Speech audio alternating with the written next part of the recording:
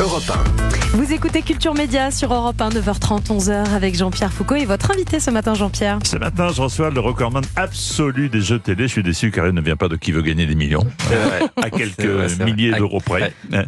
Mais des 12 coups de midi que présente chaque jour sur TF1 Jean-Luc Reichmann. Vous publiez, Bruno, Moi millionnaire, comment je suis devenu le plus grand gagnant des jeux télé chez Hors Collection. Est-ce qu'il y a un secret pour réussir? Comment on peut avoir toute cette culture générale qui nous étonne lorsqu'on regarde l'émission? Alors, je pense qu'il y a quand même le travail, ouais. C'est-à-dire je me suis vraiment organisé presque de manière militaire pendant l'émission, c'est-à-dire je faisais des fiches, je révisais, j'avais segmenté les domaines tous les soirs pour me reposer, je regardais un film culte du cinéma français mais en notant les acteurs, les réalisateurs, etc.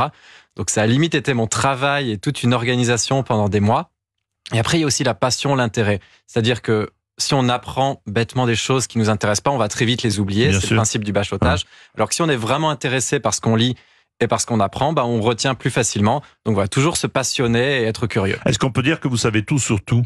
Ah non, pas tout sur tout, parce que quand même. Le principe de la culture générale, c'est que finalement ça regroupe absolument tout. Ouais. C'est ça qui est incroyable, c'est que ça va du sport à la politique, à l'histoire, à la télé, et c'est quand même impossible de tout savoir sur tout, mais voilà, on essaye d'en apprendre le max. Alors si on fait des comptes, vous avez remporté 1 26 107 € de gains dans l'émission. Absolument. Et ce jour où vous passez le cap du million, à l'inverse de certains candidats qui gagnent, on vous voit très très calme, en quelque sorte, vous vous intériorisez. Aucun signe de joie, ni même de cri. Qu'est-ce qui se passe? Vous réalisez pas sur le moment? À peine un sourire, je reste assis. C'est vrai. Déjà sur le moment, c'est très artificiel, je trouve. Quand c'est sur un plateau télé, quand Jean-Luc annonce le gain, enfin, tant qu'on l'a pas sur... Tant qu'on l'a pas dans son compte en banque, exactement, quand on voit tous les zéros arriver là, oui. Mais c'est vrai que sur le moment, on est content parce surtout, on réalise pas 1 million, c'est tellement loin, et puis c'était loin du salaire que j'avais, etc., qu'on se rend même pas compte, 1 million, combien ça représente en mois de travail, en années de travail, etc.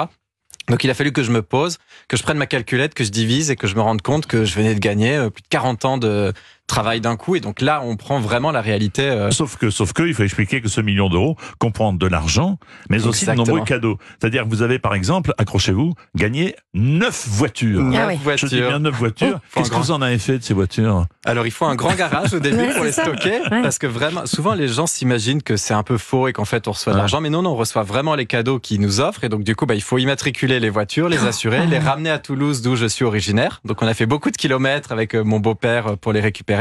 Et non, j'en ai vendu la plupart. J'en ai offert une à mon cousin sa voiture venait de tomber en panne. J'en ai gardé une au cas où, parce que je sais pas trop où est-ce que je vais vivre.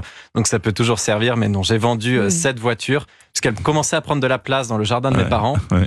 Et la Mustang, vous l'avez gardée ou vous l'avez vendue? Non, je l'ai vendue. C'était une 100% électrique. Elle est partie au Danemark, si vous voulez tout savoir. Parce qu'il y a une loi où ils sont obligés d'avoir des voitures électriques. Du coup, ils sont très friands de voitures électriques. Donc voilà. Mais comment ça se passe quand on gagne comme ça dans les jeux? On se demande toujours, on voit des gagnants gagner des voitures, des voyages. La voiture, on vous l'emmène chez vous, vous allez la chercher quelque part, tout se passe à Paris. Comment ça se passe exactement? En fait, on nous donne le contact de la concession qui est en région parisienne, et donc on doit nous s'occuper de l'immatriculer, de l'assurer, exactement comme une personne qui achèterait sa voiture. C'est pas la voiture qui est en présentation sur le plateau avec laquelle vous repartez? Mais elle retourne à la concession. Ah, d'accord. Voilà, et donc du coup, on est obligé de la récupérer. Alors après, on peut la vendre directement, on est tout à fait libre d'en faire ce qu'on veut, mais en effet, on la récupère, et donc du coup, il fallait ensuite nous la descendre jusque Toulouse. Mais bon, ça se revend facilement des voitures neuves, je vous rassure. Alors, lorsque vous commencez à apparaître dans l'émission, vous êtes salarié à Eurosport, mais vous perdez votre emploi suite à un plan social. Comment vous organisez-vous pour les tournages? Parce que d'abord,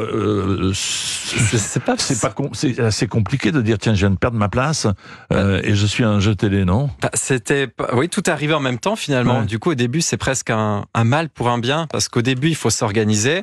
Et bon, vous connaissez un peu les rouages de la télé, Jean-Pierre, les sessions de tournage, etc. Donc, on est obligé de poser beaucoup de jours à la suite parce qu'on enchaîne les émissions. Et puis surtout, on peut perdre à tout moment. Donc, en fait, on pose des jours. Et puis, tous les jours, il fallait que je rappelle mon chef en me disant, je suis encore là. Donc, je te confirme que demain, je ne viens plus.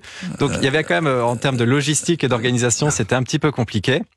Et quand il y a eu le plan à Eurosport et que j'en ai fait partie, finalement ça m'a libéré mon emploi du temps, et j'ai demandé au RH si c'était finalement possible que je parte tout de suite, parce que normalement il y a un préavis de 3 mois. Je leur ai dit finalement, vu que je dois partir, et mes chefs étaient tout à fait à fond derrière moi parce qu'ils voyaient l'aventure incroyable que je faisais, donc ils m'ont dit pars le plus vite possible, comme ça t'as tout ton temps. Et finalement j'ai pu m'organiser à 100%. Vous ne regrettez pas Eurosport du tout? C'était quand même très sympa. J'adorais le sport et la télé, mais comparé à l'aventure Les 12 coups de midi, oui, c'était pas trop comparable. Vous avez un métier maintenant, un vrai métier, si je puis dire. Toujours pas. En fait, est-ce que rentier est considéré comme un métier Mais vous cherchez du travail ? Alors, je fais souvent des petits CDD, des temps partiels, etc., sur des domaines qui m'intéressent, c'est-à-dire l'art, la culture, etc. Mais je me reverrai peut-être pas faire comme je faisais avant un travail de bureau. Et surtout, je m'occupe des investissements locatifs. Puisque voilà, j'avais pas envie de placer mes gains dans tout ce qui est bourse, le bitcoin, etc. C'était pas du tout mon style. Du coup, voilà, je fais des investissements locatifs dans le sud-ouest, d'où je suis originaire. Donc voilà, comme j'ai du temps libre, je m'occupe moi-même de faire les visites d'appart, je rénove un petit peu, les rendez-vous, banque, assurance, etc. Mais donc voilà, c'est quand même une vie sympa. Ouais. Vous revoyez Jean-Luc Reichmann ? Absolument. Alors de toute façon, on a des rendez-vous réguliers. Chaque été, on a le combat des maîtres. Au Noël, il y a le prime de Noël. Et puis la semaine dernière, je suis allé le voir au Théâtre des Nouveautés pour sa pièce de théâtre. Voilà, petite promo déguisée. Il m'a gentiment invité. Donc non, on a un groupe sur nos téléphones. On communique très souvent. Donc non, on reste en contact les uns les autres. Bruno Ourcade publie son livre Moi millionnaire. Comment je suis devenu le plus grand gagnant des jeux télé aux éditions hors collection. Le 18 avril, vous restez avec nous, Bruno. Commentez l'actualité des médias. Oui, parce que dans un instant arrive le journal des médias de Julien Pichenet. Vous vous souvenez, Jean-Pierre, Bruno, de ce documentaire L'Odyssée de l'espèce qui avait fait près de 9 millions de téléspectateurs. Ouais, c'était en 2003, il y a plus de 20 ans. Eh bien, les auteurs reviennent avec un tout nouveau documentaire qui sera diffusé ce soir sur France 2. On en parle dans un instant sur Europe 1. À tout de suite.